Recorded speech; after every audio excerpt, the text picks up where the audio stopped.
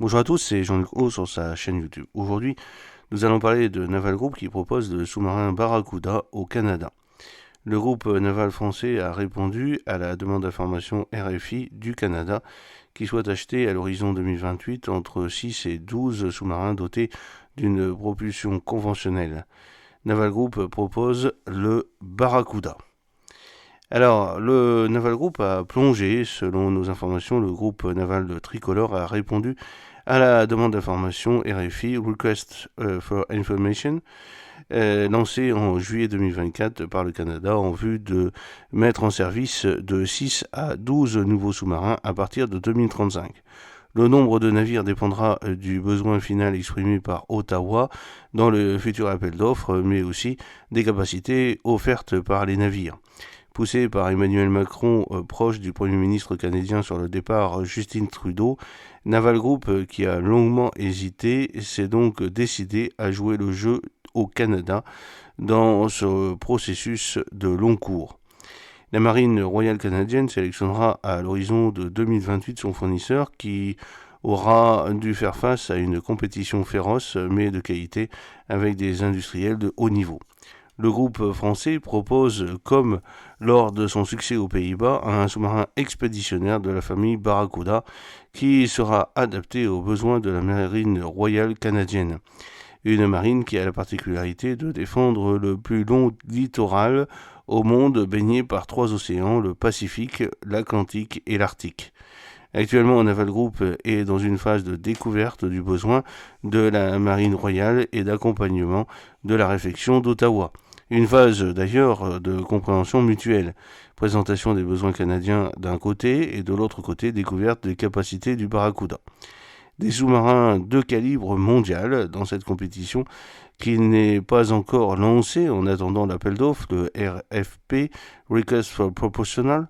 Et le constructeur du Barracuda et du Scorpion va sans surprise se retrouver en concurrence face à son meilleur ennemi, le groupe naval allemand TKMS, ThyssenKrupp Marine Systems, ainsi que face aux Suédois Saab, Kockums et aux Sud-Coréens Hanwha.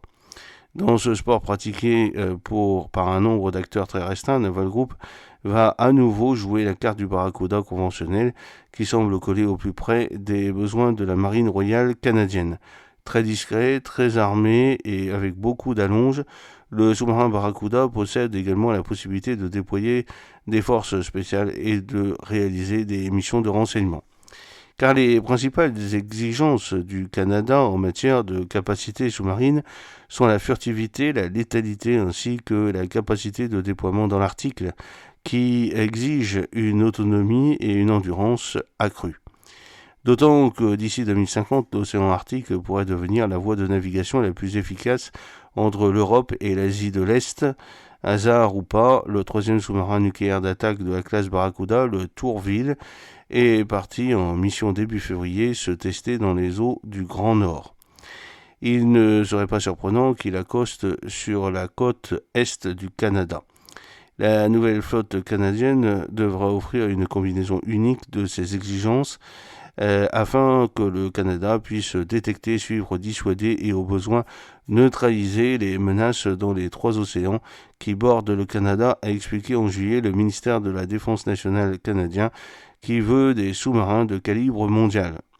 Tout en s'adaptant aux besoins des Canadiens, Naval Group va certainement vouloir maximiser les communalités avec les sous-marins du programme français Barracuda et néerlandais pour rester compétitif au niveau des prix.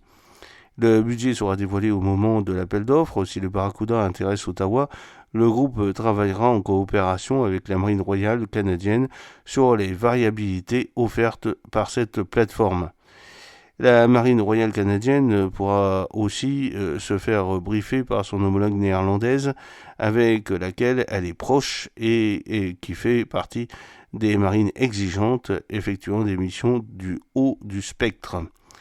Les sous-mariniers canadiens sont en partie formés traditionnellement à la base navale des sous-marins néerlandais Den Helder.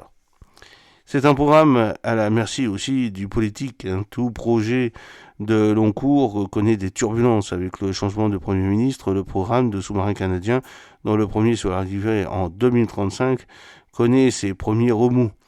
Le prochain gouvernement confirmera-t-il ce projet d'acquisition de sous-marins et si oui, à quelle échéance? Nous étudierons les possibilités de renouvellement et d'expansion de notre flotte de sous-marins pour que la Marine royale canadienne continue d'agir comme un élément de dissuasion sur les 3 côtes grâce aux sous-marins à propulsion classique capables de naviguer sous la glace, a expliqué Ottawa. Quelle sera la situation internationale? Quel sera le rapport entre l'Amérique du Nord et l'Union européenne?